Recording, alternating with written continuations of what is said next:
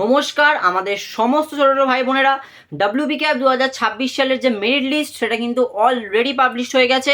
অর্থাৎ তোমরা কিন্তু তোমাদের কলেজ, তোমরা কোন কোন কলেজ পেয়েছো, কোন প্রেফারেন্সে কলেজে পেলে, সম্পূর্ণ তথ্য কিন্তু তোমরা দেখে নিয়েছো। কিন্তু এরপরেও তোমাদের মনে কিন্তু অনেক প্রশ্ন ঘোরাফেরা করছে, যে প্রশ্নগুলো নিয়ে কিন্তু আজকের এই আলোচ্য বিষয়, যেগুলো তোমরা অলরেডি থাম্বনেলে দেখে নিয়েছো। প্রথমত বলে রাখতে চাই, অনেক অনেক স্টুডেন্টস রয়েছে যারা ঠিকঠাক করে হয়তো প্রেফারেন্স লিস্ট সাজাতে পারেনি, বা যাদের নাম্বার কম রয়েছে তারা কিন্তু এখনো পর্যন্ত কোনো কলেজ অ্যালোটেট করতে পারেনি বা কোনো কলেজে নাম ওঠেনি।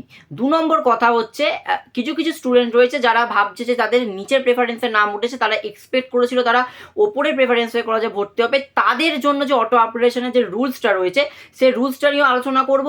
3 নম্বর যেটা আলোচনা করব সেটা হচ্ছে যে নিচের কলেজে নাম পেলে, মানে ওপরের কলেজ যদি একবার নাম পেয়ে যায়, তো কোনো রকমভাবে কি ওপর কলেজ থেকে নিচের দিকে যাওয়া যাবে, এই বিষয়টা নিয়েও একটু আলোচনা করব। আর লাস্ট হচ্ছে যারা পেমেন্ট করে দিচ্ছ তারপরেও কোনো রকম অ্যাডমিশন কনফার্ম আপডেট আসছে না, তাদের এই মুহূর্তে কি করণীয়, সেই সব নিয়ে আলোচনা। আজকে ভিডিওটি খুব মনোযোগ সহকারে ভিডিওটি শোনো, আশা করছি ক্লিয়ার করতে পারবে। প্রত্যেক বছর আমি অনেক স্টুডেন্টদের কিন্তু এই বিষয়ে হেল্প করে থাকি, তারা কিন্তু প্রত্যেক বছর কলেজ পেয়ে যায়। তো প্রথম টপিকটা যেটা, সেটা নিয়ে আজকে আলোচনা করি। প্রথমত যারা কলেজ পায়নি তারা এবার কি করবে। প্রথমত বলে রাখতে চাই, যারা কলেজ পায়নি তাদের কিন্তু ফেজ 1 যে মেরিট লিস্ট আজকে বেরোলো, এই মেরিট লিস্টে কিন্তু যাদের নাম ওঠেনি, আগামী আপগ্রেডেশন রাউন্ডেও যে একটা লিস্ট বেরোবে, ঠিক আছে, সেই লিস্টেও কিন্তু তাদের নাম থাকবে না। কারণ আপগ্রেডেশন রাউন্ডের জন্য তারাই এলিজিবল যারা বর্তমানে কলেজ পেয়ে গেছে আজকে, যারা আপগ্রেডেশন রাউন্ড করতে চাইছে উইথ টেক অ্যাডমিশন টাকা পেমেন্ট করে। ব্যাপারটা পুরোপুরি ক্লিয়ার করো।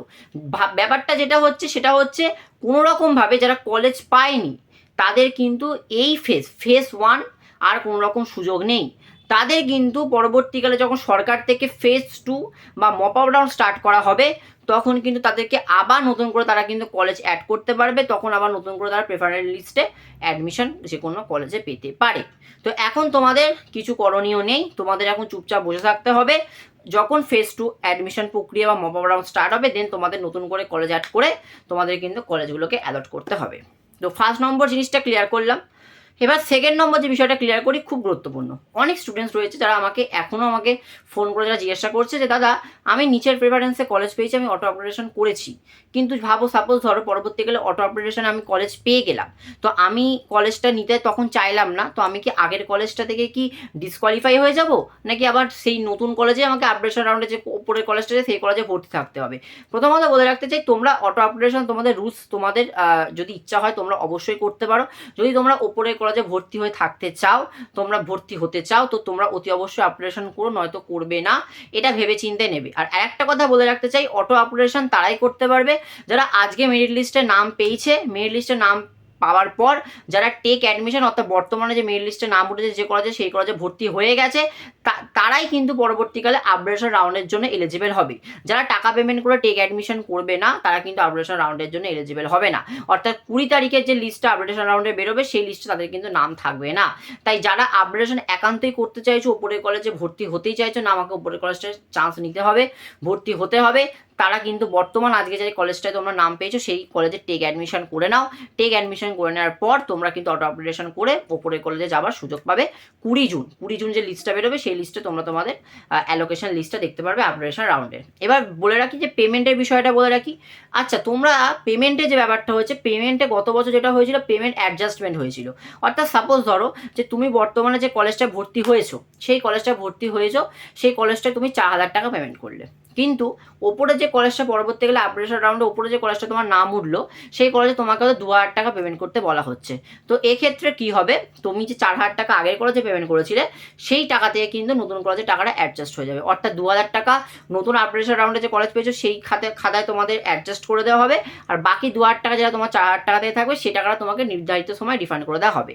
যদি এক্ষেত্রে বেশি টাকা লাগে, হয়তো দেখা গেল যে নিচের যে কলেজটা আজকে তুমি ভর্তি হলে মেরিট লিস্ট বেরোনোর পর, সেখানে হয়তো 4,000 টাকা তোমার অ্যাডমিশন ফিস, কিন্তু ওপরে যে কলেজটা আপগ্রেডেশন রাউন্ডে তুমি নাম পেলে, সেই কলেজে হয়তো 6,000 টাকা অ্যাডমিশন ফিস, তখন এক্সট্রা করে তোমাকে 6,000 টাকা পেমেন্ট করতে হবে না, শুধুমাত্র 2,000 টাকা পেমেন্ট করলেই হবে। এইভাবে তোমাদের পেমেন্টগুলো কিন্তু অ্যাডজাস্ট হবে। এই বিষয়ে ক্লিয়ার করতে পারলাম। থার্ড নম্বর যে ব্যাপারটা হচ্ছে, যেটা তোমরা সবাই মিলে সবাই যেটা বলছো যে তোমাদের পেমেন্ট যেটা সাকসেসফুল তোমরা করে দিয়েছো কিন্তু কোনো রকম অ্যাডমিশন কনফার্ম দেখাচ্ছে না, এটার কিচ্ছু কারণ নয়। এটা তোমাদের এখন পোর্টাল সবেমাত্র ওপেন হয়েছে, তো আস্তে আস্তে সমস্ত প্রসেসিং তোমাদের যখন আপডেট হয়ে যাবে তোমরা অবশ্যই অ্যাডমিশন কনফার্ম করে ফেলতে পারবে। আর একটা যেটা বিষয় আছে, তোমরা কি কোনো রকমভাবে ওপরের কলেজ থেকে নিচের কলেজ যেতে পারবে? কোনোভাবে যাওয়া সম্ভব নয়। যাদের প্রেফারেন্স 1 প্রেফারেন্স 2তে নাম উঠে গেছে, ঠিক আছে, তারা কোনো রকমভাবে কিন্তু নিচের কলেজে যেতে পারবে না।